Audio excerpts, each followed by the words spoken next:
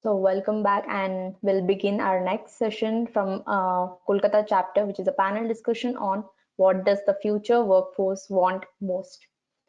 So we have Suchandra Pal, Sridevi Palit, Deepanjan D, and Piana Bandyopadhyay.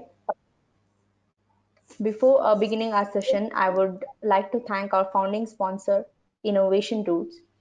It is a leading consulting and training service provider helping organizations to achieve business agility and beyond. It is and one of the leaders combines of niche publishing services and well known for content collaboration with global thought leaders, authors, and creators. For more information, visit www.innovationroots.com.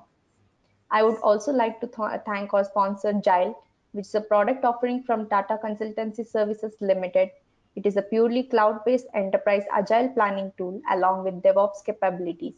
Enterprise can use Gile to adopt agile practices or scale across multiple Scrum and Kanban teams using enterprise scaling frameworks such as SAFe, Discipline, Agile, Less, and more. You can try out Gile for free up to 20 users for 30 days by signing up at gile.io or reach out to us for any inquiries or exclusive product demo. Check out the Gile page on Agile Network India website for more information.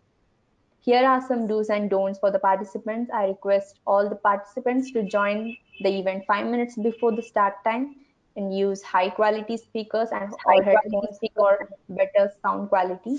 Please keep your microphones muted and videos disabled as this may cause disturbance and bandwidth issue. Questions will be taken via the chat box. I request all the participants to enter the questions in the chat box. At the end of the session, the facilitator or the moderator will help and read out a few questions to the speaker as per the time available. Please fill in the feedback forms after the event to help us understand more about the event management. We appreciate your cooperation, and without much taking your time, I would request Suchandra Pal to come on cam and Hi, microphone. Hi, Suchandra. hi, Nisha. Thank you. Over to you. Okay, so thank you, Nisha. Good afternoon, all. Good afternoon, all the panelists and the participants. So, before let's move ahead with a quick introduction of what we are going to do this or the discuss this session. All right. Good afternoon, everybody. I think Chandra was having a bit of a technical issue, so thank you for joining the session today. A bit about me, as you can see on the screen, I'm not going to talk about that. Been in people development roles for several years now. Currently, my role encompasses leadership talent development, so I head up that space for the Asia Pacific region as part of Cognizant Technology Solutions. I also play the role of a global lead for inclusion training programs, so DNI training programs. That's my global role that I have. In terms of believing, yes, I'm a firm believer and proponent of leading with empathy. So, especially in today's remotopia, as we would like to call it, in virtual environment. With the 22 plus years that you see, I have lived and worked both in the UK as well as in India.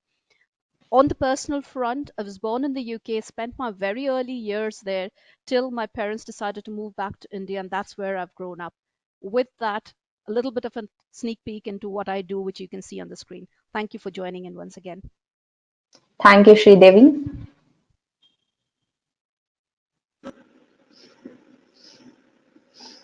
Hi, Deepanjan. I request you to introduce yourself to our participants.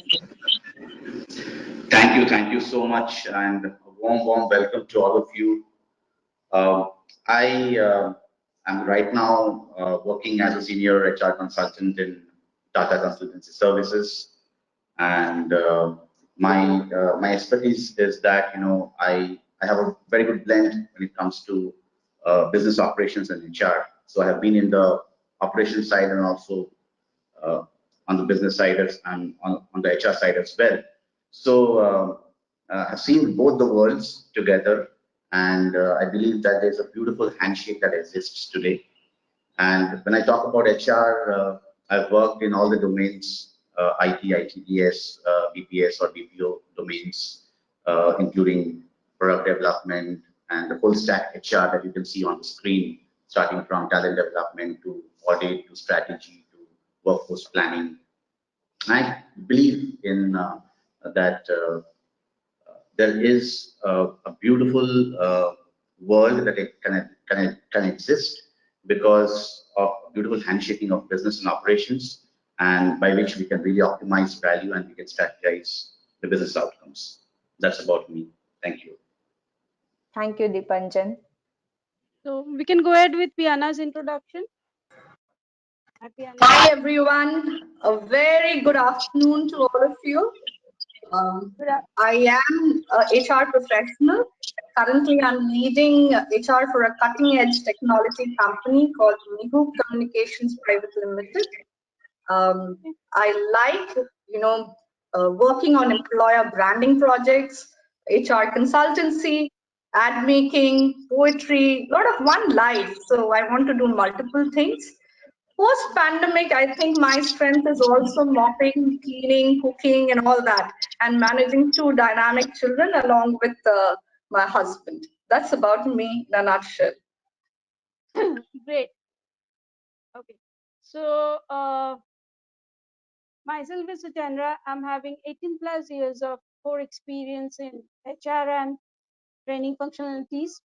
So I have working experience, or I have been associated with industries like IT, media, FMCD, to talk about.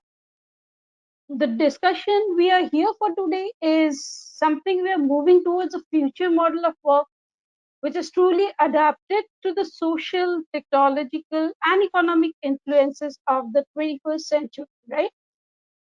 So what actually we would like to discuss here with my panelists is what the future workforce wants, which is actually a compelling topic which concerns all of us today, right? So without wasting any further time, let's move ahead with enriching discussion with the panelists present here today. So my first question would be to Piana. Piana, how do you feel the employees of the future want to work? How do the employees of the future want to work? So, since this is Kolkata chapter, I would like to draw my inspiration from Gurudev. There's a wonderful line from one of the songs of Tagore from his rich archive. Amra shobai raja, amaderi rajar rajotte. We are all kings in our king's kingdom. That is precisely how the future generation would want to work. They would want to be respected, empowered, pampered, and nurtured well. So it's all about, it's a wonderful time that Indian startup ecosystem is going through, with them going through the IPO way. It is actually paving way for many more successful ventures and would be creating multiple opportunities. It is also, I believe, days of dawn for gig economy. So we, I think, should be moving away from the myopic vision of diversity, which is still, concerning religion, sex, race, moving away from that. And instead of allowing me to be me, instead of allowing me to be me, accept people as they are, accept me as I am. So in the name of a function, in the name of a department, a project, I think the future workforce would not want to be short-sized. They are fully aware of the vision of the organization. They're very well aware of the vision, the objectives expected of, from them. So they want to say, আমরা চলবো নিজেদের মতে কিন্তু মিলবো একই পথে. So we will be individuals, working the way we want to, choosing the location from where we want to work, managing our time schedule as per our needs. However, we will be aligning our efforts to the business objectives, to the goal of the organization. I think Absolutely. that is what future workforce would want, to be free, to be trusted, an ecosystem which is allowing people to be themselves and contributing towards the growth of the organization. That is what I think there would be big time need for fluid talent management. As far as I think future workforce would be comprised of people who are really bright. They have been very well taken care of by their parents, one child, two siblings max, and they have a lot of information available. They would want to sharpen their skills in multiple, domains. Somebody would want to work on technology today and tomorrow would want to move into finance or then look into something else which we even don't know as of now. There is not much precedence. So all that has been written so far needs to be rewritten again, keeping in mind the needs of the future workforce. That is what I believe. Thank you, Piana, for your observations and your viewpoints. So, what practically is there should not be any boundaries which we would expect in future. A future without any boundaries. So now moving on to Sridevi, my question would be, how can we make it more human, equitable, and hybrid for the future workforce? Your views, please. Thank you. I think Piana's kind of mentioned it very beautifully. So, just to add to what we're looking at the workforce, at any given point in time, we are Mhm. looking at least four generations of people working over here, starting from you talking of the baby boomers to the Gen Z or the digital natives, each bringing in their different viewpoints because they're shaped by very different beliefs and thought processes that heavily influences the way they work and they communicate. So it's never going to be one size fits all. And I think Piana touched upon that. So we are talking of taking a human centered approach, look at individuals, what they bring, not get kind of bogged by the organizational hierarchy or the compartments that we have really over here. So, how do you create that safe space? It becomes very, very important for us to kind of create the psychological safe space for a free flow of ideas because unless see you can bring in as much of diversity as you want, bring in people from cutting across all the boundaries that Piana mentioned, but unless you kind of include them in their thoughts, you aren't allowing the free flow of thoughts, not kind of caged by the boundaries that we see traditionally, it's never going to kind of expand. So it's very important to allow for the free flow, and as folks who are existing in the organization, leaders start to kind of ensure that they're able to kind of lead the way and create that space because there's like no dearth of information that is available now. So how do you even make use of it? So it's a bit of taking a taking a little bit more humble approach and allowing for the younger generation to come in and share their views, and that makes a Absolutely. big difference. The other bit that expanding on really the hybrid, it is the ecosystem. So there is a need for work life balance. Pandemic has taught us that you don't need to be coming to the office environment. So how do you expand and allow for all the modes of operation, be it those who prefer coming to office, to completely remote or even a hybrid environment? So that would mean we also need to deal with the talent, nurture them, manage them in very different ways, and be creative about it. That's what I would leave it at, Suchandra. Thank you, Sridevi. A very important point which you have brought out on our discussion is the workforce ecosystem. And the pandemic has definitely given us it was an eye opener for us. Work is not confined to your workspace. Your office is something is not employees are used to work from. So it is one of the places they used to work from. It is not the only place where they used to operate from, right? Coming to the workforce ecosystem, I have a question with me, which I would like Dipanjan to address. So, how the future workforce will look like going forward? Will it meet the expectations of the workforce? A beautiful question, and thanks to Piana and Sridevi for setting the context for this conversation. See, if you would have asked me this question, Suchandra, a year and a half back, I would have answered differently. Right. But today, when I see this working from home, so-called the new normal, it actually started with kind of a stopgap, I would say, kind of a solution for the to fight this pandemic. But now I think it has evolved as a new business model or a complete paradigm shift from what we used to see earlier. This is a new opportunity for all of us. What I see the new things coming up is, first of all, obviously, employees will work from home a lot. We will see a lot of more employees working from home or places where they feel very comfortable.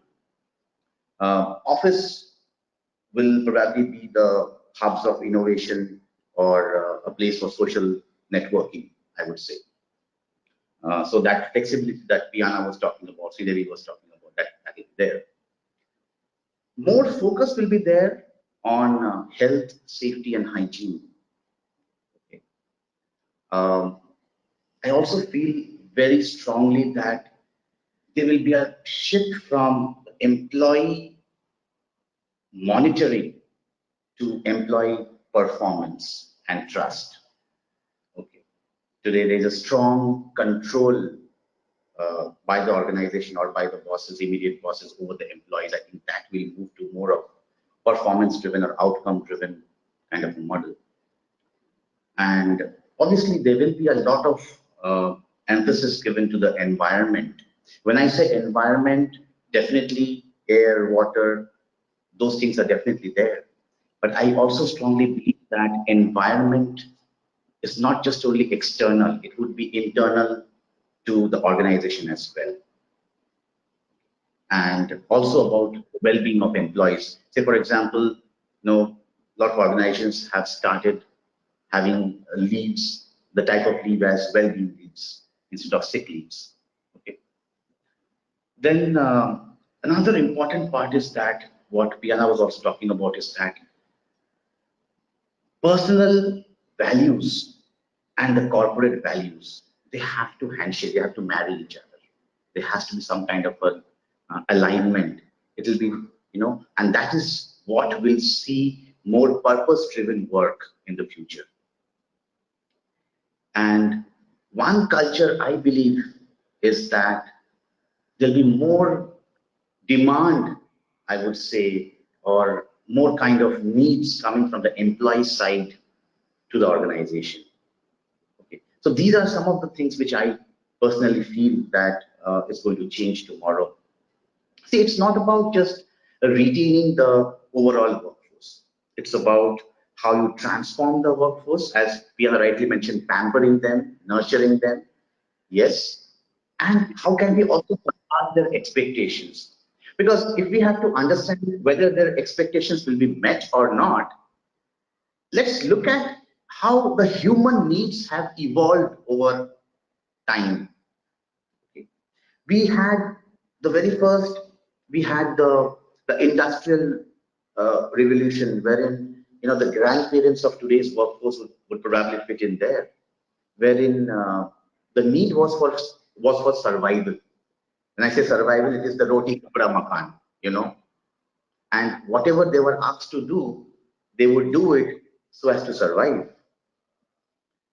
So basic needs were met in that revolution. Then we saw the boom of technology and information thanks to Y2K, internet, and many other things. And we saw that from the survival mode, it came to more of a standard of living mode, wherein people like even me as well, probably the baby boomers, okay, would see that a better salary, to meet your house EMI, your car EMI, or education loan for your kids, there was a standard of living that people used to maintain. I want to buy a better phone. I want to buy a better car or a better house, better luxury, better electronics, give better equipments to people. So it was more of a psychological need for self-esteem and belongingness. Now the generation is very different. It's about the social and the digital revolution, wherein information is readily available. It's free. Right? People are no more looking at the survival mode because that was already taken care of by their grandparents. It is no more about the standard of living because that has been taken care of by their parents. Now it is more of purpose of life, or let me put it this way, the quality of life. So quality of people around you, quality of environment, roles. You may not get a salary hike, but if you get rewards, recognition, that can also do the magic.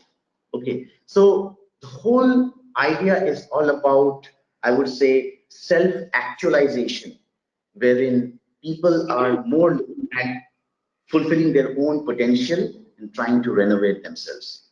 Okay, if this is met, then yes, the expectations are met. Okay. So that's what I believe. Thank you. Thanks, Dipanjan. So there are few good points which you have mentioned. First, the need of the people. It's the basic need has evolved over time. Yes. So now it is the workplaces which have to adjust to the ways of thinking of and working. So it is an adjustment which the employer has to do as per the requirement of the workforce, as they want and as they think the same to happen. So my next question would be in this direction to Piana. So if what are you as in a business leader, or maybe what are the takeaways for the business or the HR leaders? So how to maintain or how to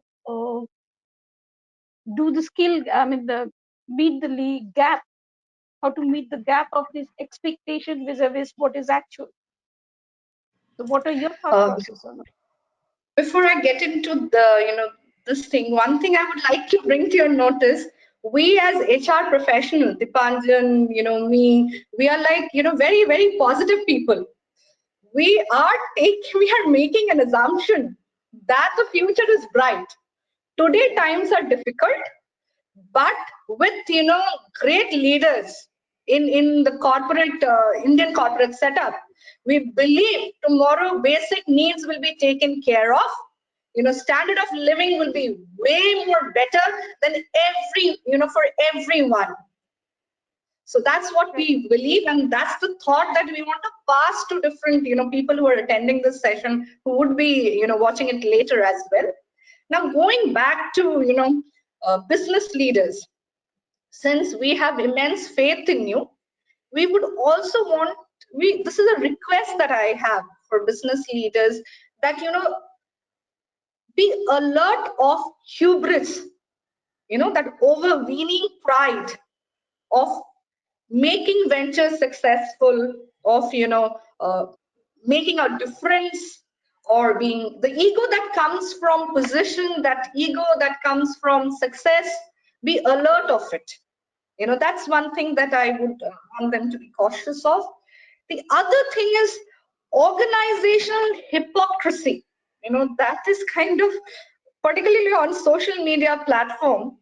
Like I'll give you an example. Pride campaign.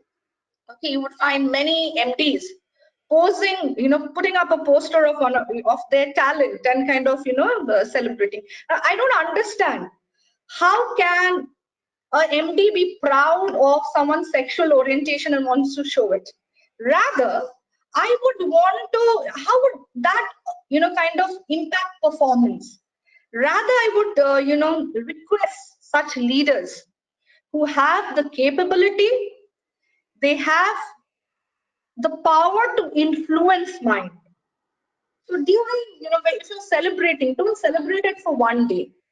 Make it a behavior that is demonstrated on a regular basis through multiple platforms.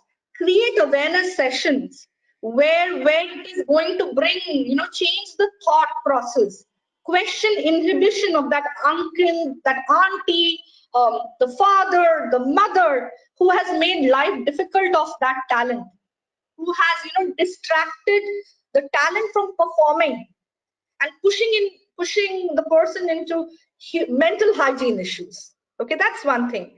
The other example, like someone has got recently married, and Sunday morning you are talking about work life balance, but then you are calling that person, and then you're just saying, why don't you change the alignment, template here, design here and there, which could have kind of, that's not important, or maybe you could have also done it. That's not a big thing. So kind of rolling the sleeves and doing things rather than just being shallow with the ideas or notions of some things that brings, that does employ branding, but doesn't actually bring cultural transformation truly. And that makes me bring to a very, very important thing: respect HR and trust your HR leadership. It's very important. They are competent people who have developed their capabilities in understanding people and managing people. So you might understand technology, finance, all that, but there are subject matter experts in all fields. Trust them. That's for the business leader.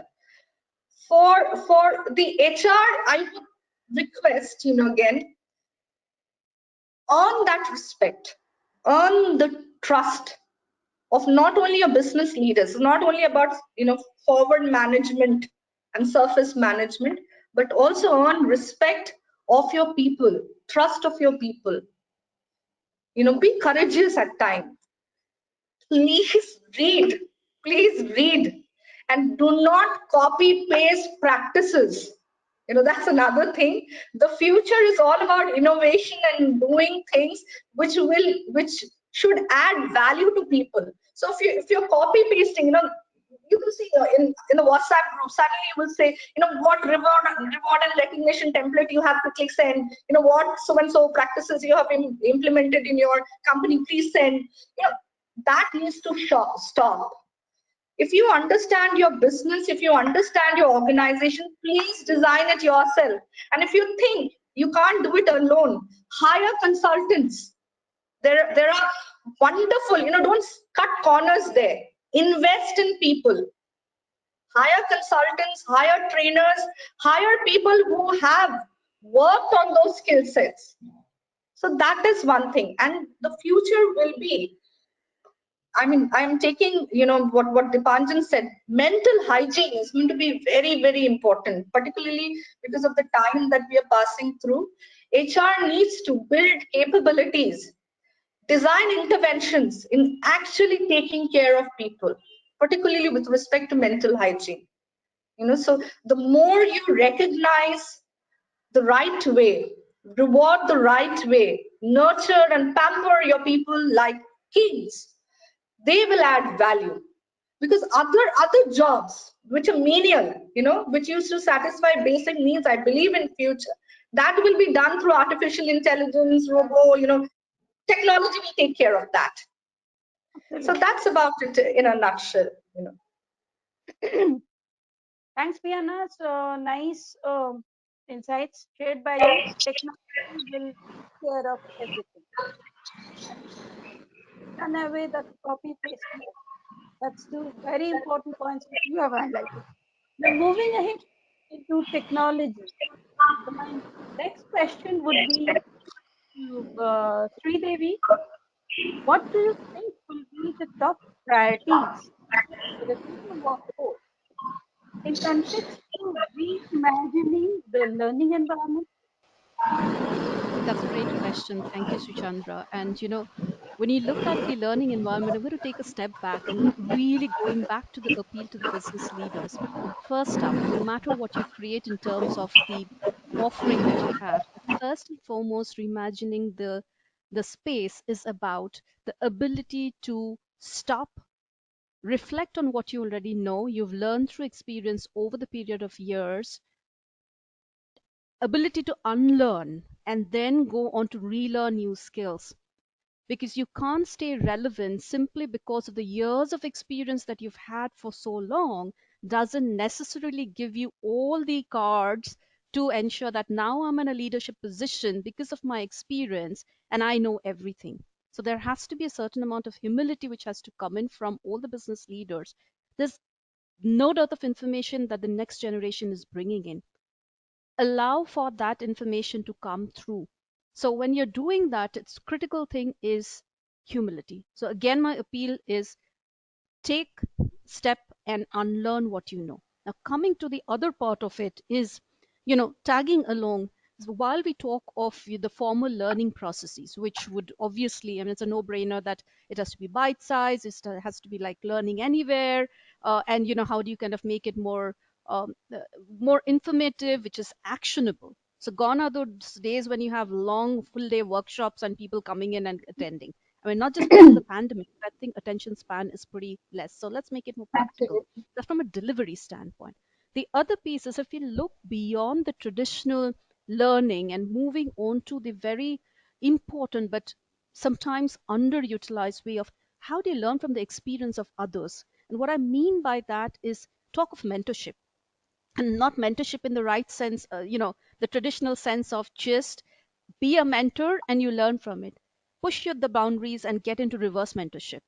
Are you in a Right. position, and I've heard few of the leaders who kind of very senior leaders who've actually found merit, are you going to push yourself and learn from the next generation that is coming in?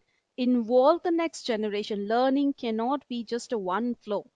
You learn from others, and that's where you get richer. You can't remain relevant if you stick on to the something which possibly is a dinosaur age. You can't do that. You have to kind of allow for learning and get the force involved in some of the strategic decisions, see what they have to say. You may not even have thought about it. So that's the second part. The last part, I think, Piana, you touched upon it beautifully, is are we challenging ourselves enough to kind of create that awareness of something which was taboo? The subject of diversity and inclusion is like, you just go meet the numbers, get so many women, get so many people who are probably with the LGBTQ community. It's a tokenism, and that doesn't work. So are you kind of going to start talking about it? Baby steps, yes, you have to create awareness. Don't say that, no, I don't need to kind of understand about neurodiversity, I don't need to. Okay, this person is LGBTQ, I am not that, so I don't need to understand that. That's not going to happen.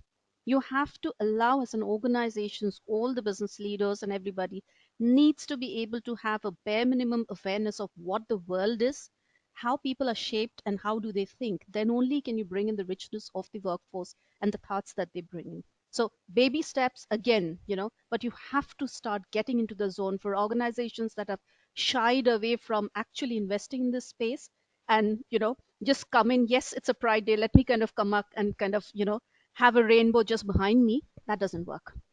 You have to make that part of life.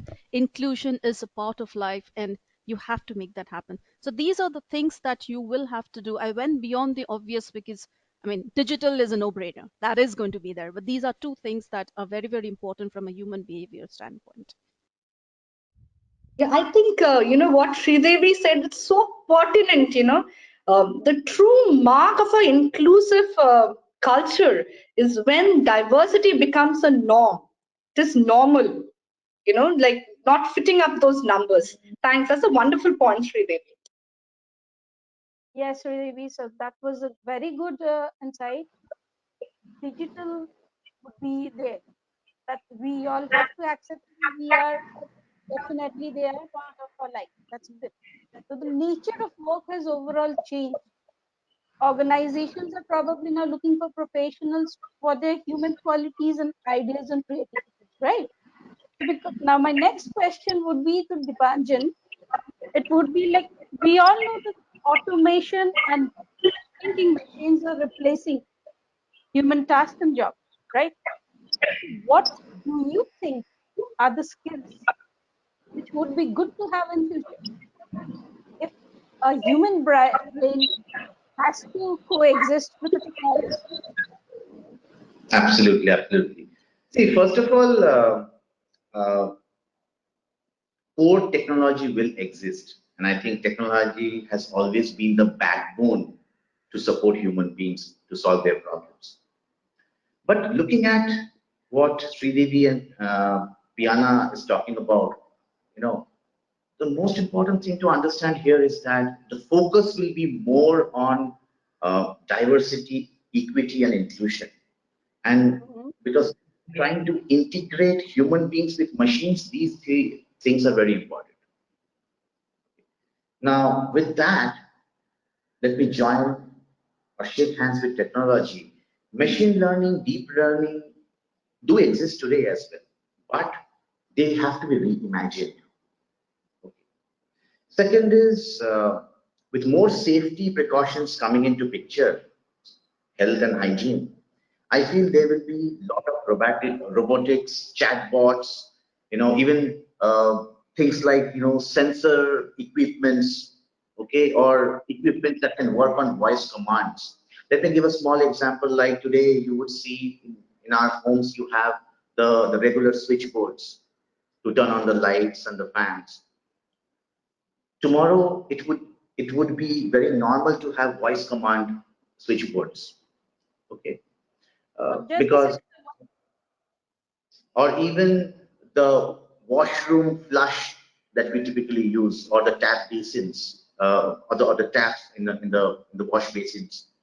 So those would need a lot of robotics, a lot of artificial intelligence going forward. Okay. Yes, it exists today. We know that. We have seen it in the airports, hotels, lobbies, and all, and even in the offices. But it's going to exist very commonly at our homes as well tomorrow. This is the first point, which is technology. The second point is, I believe, experience. When I say experience, human experience will outlast employee experience. Okay. And when I say that,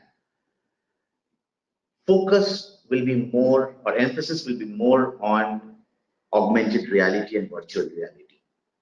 An employee who has just recently joined an organization cannot see his or her office or workplace. Artificial intelligence, along with virtual reality, can be a beautiful game changer wherein a person can have a 360 view or a 3D view of what his or her office would look like. The third point is the research, because today we are all using apps like Amazon and Flipkart and Make My Trip and all that stuff. Okay, even Big Basket and all that stuff. What do we notice there? It's basically an AI-driven machine at the back end, or even our smart watches, smart TVs, right? Some AI-driven algorithm running at the back end, which is actually keeping track of your behavior, your pattern. It knows you very well, what you are doing at what point of time.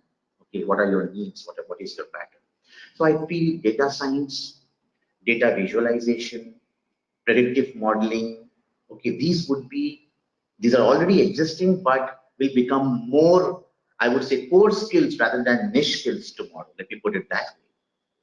And things like design thinking. I see today even design thinking is a very hyped workshop, even today, very highly paid workshop. Tomorrow it is going to be the Java and the SQL of tomorrow, because you need design thinking to design products, to build products, right?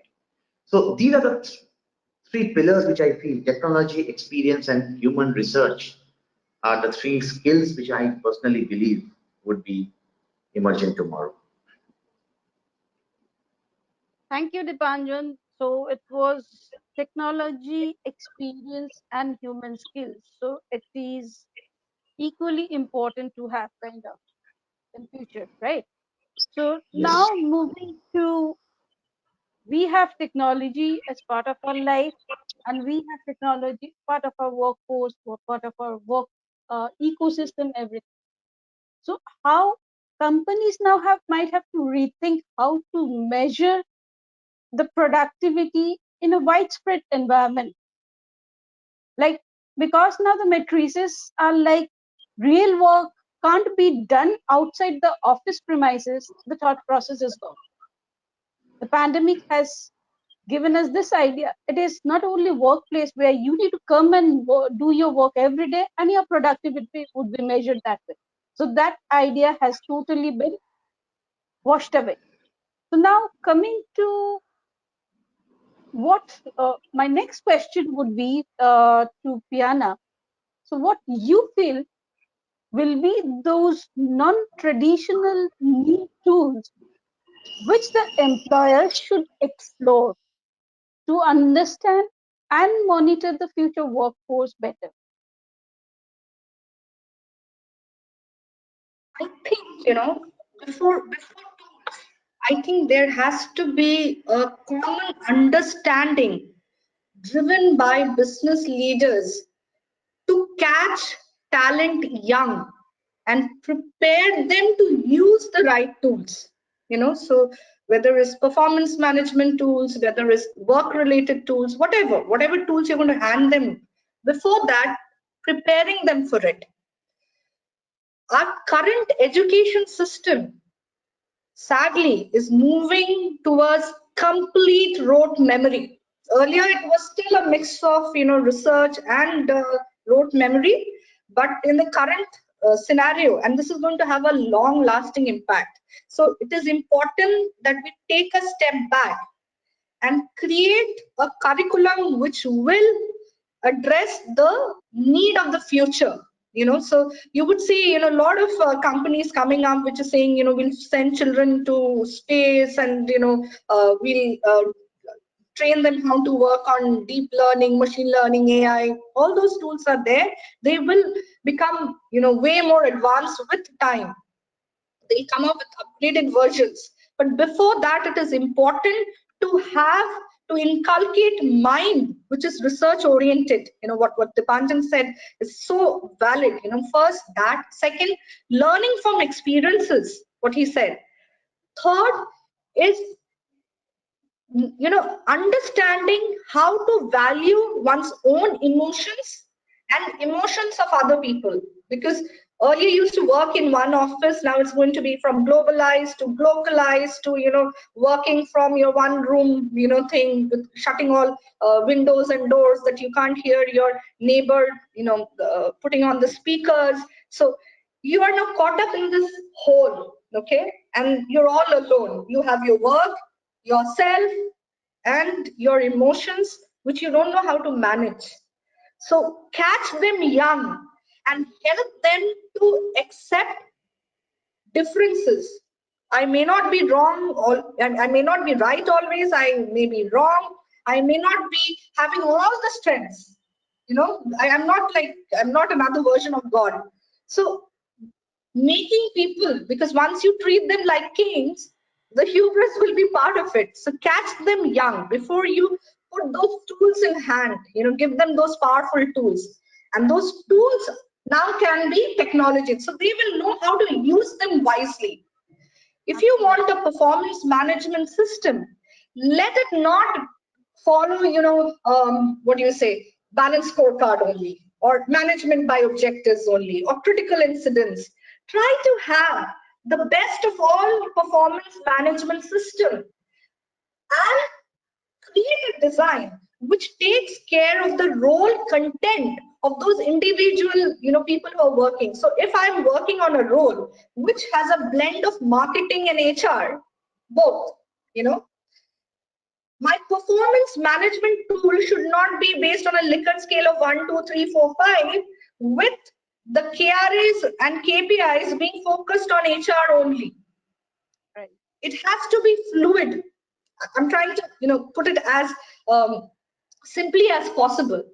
Or it will not be only 1, 2, 3, 4 areas, key result areas, and I'm just getting evaluated on that. Let me create my own goals. I know what are the larger goals that's there.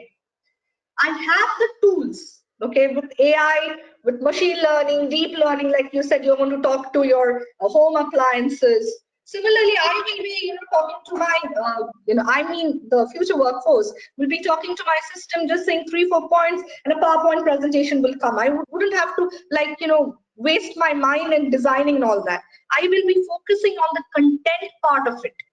If I'm doing that, I will also have enough time to create my own performance yardsticks, which can be evaluated by, by myself. I don't need, maybe there would be a system, a AI-enabled performance management system that tells me where I am, whether I have met expectation, whether I have exceeded expectation, or I have not met expectation. So before that tool comes to me, it is important how do I handle emotionally that tool. Now, because I'm working all alone, will I commit commit suicide if 3 years in a row I don't get bonus, I don't get appreciated, I don't get promoted? Will that be? Will I move out of the company? Or will I try to understand what are my areas of development and work on them so that I can meet expectations or exceed expectation in near future?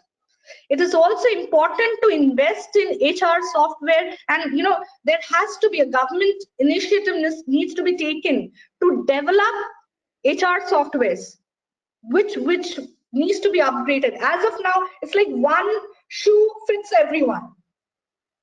But there has to be fund going in for HR research work, people-oriented research work, and application of machine learning, deep learning, artificial intelligence in that space.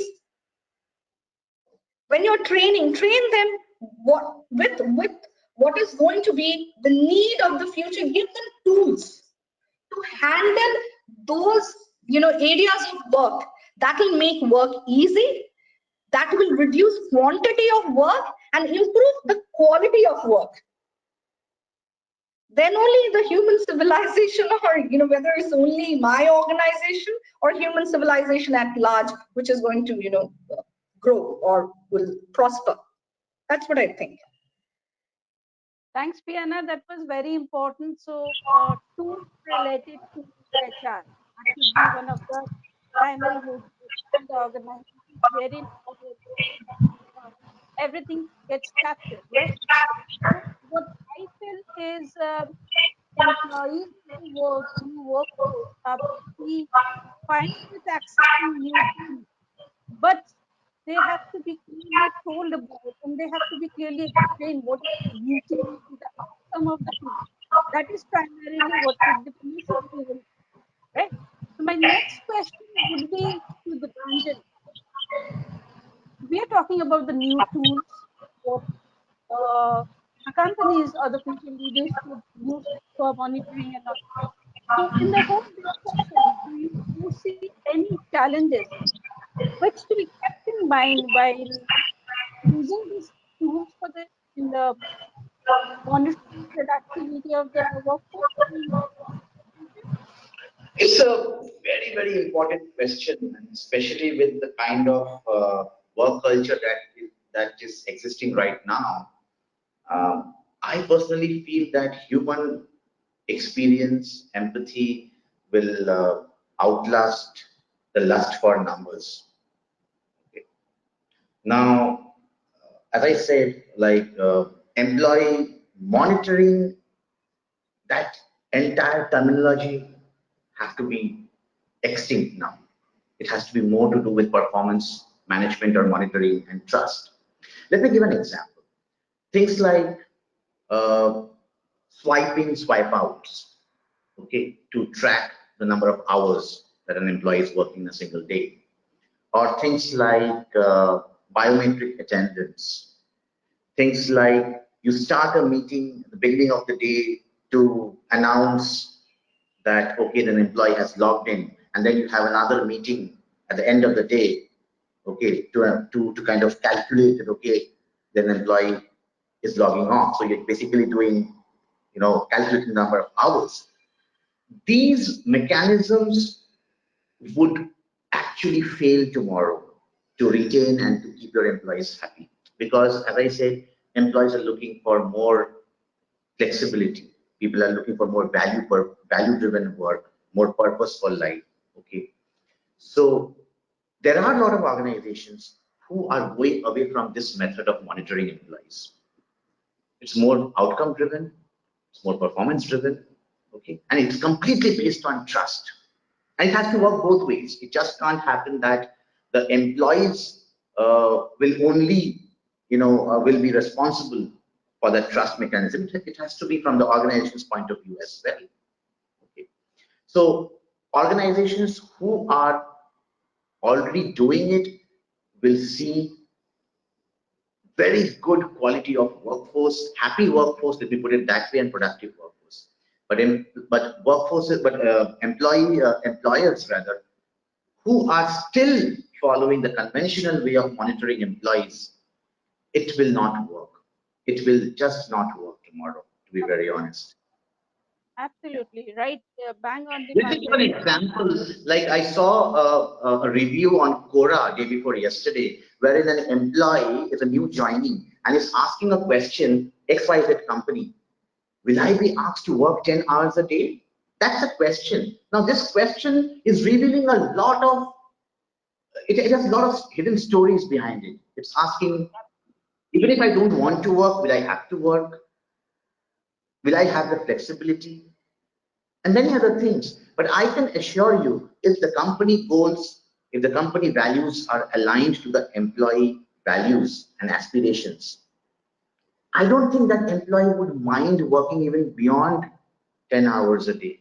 If it really that person feels that yes, I'm being pampered, that what I love beyond a pampering, and what Australia mentioned, that technology is there, everything is there, but fitting into the right place and making use of everything to create that magic, to hit that sweet spot. If that happens, I don't see any employee not wanting to work beyond 10 hours. I don't think even people have to even count the number of hours tomorrow.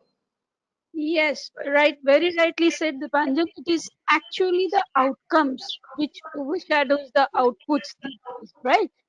So we have probably overshoot the time limit, but I will have a one last quick question for Sridevi to address it very quickly. Sridevi, if I ask you, what would be your line of message for those recent college graduates or the freshers who are just starting out in the workforce in a nutshell? Right. I think that's pretty kind of a, all-encompassing question, and there's loads that can be said. But one thing I think, I spoke about on the other side of the existing business leaders being, bringing in that humility. But for the workforce that's coming in also, my request would be to come with an open mindset because you will have your experiences from the academic perspectives, what you've learned. But there's a need to come in and understand the kind of fiber of the organization. Now, how is it going to be a really a happy marriage of bringing in what you've come from the outside view, but the inside in and the outside view that has to kind of merge. So there is a certain amount of understanding, and you can contribute if you kind of ask for it, but you'll have to also gain the trust. So it's not going to be a very long road now, but however, do take time to build those connects. It's important to kind of build those relationships, understand the organization, and then it becomes a lot more smoother flow. That's the only piece because the rest of them will follow. Is that trust and the human factor which is becoming so very important and transcends everything. Absolutely. So thank you all my panelists. It was a lovely discussions. Thank you once again. Thank you all. Have a great weekend.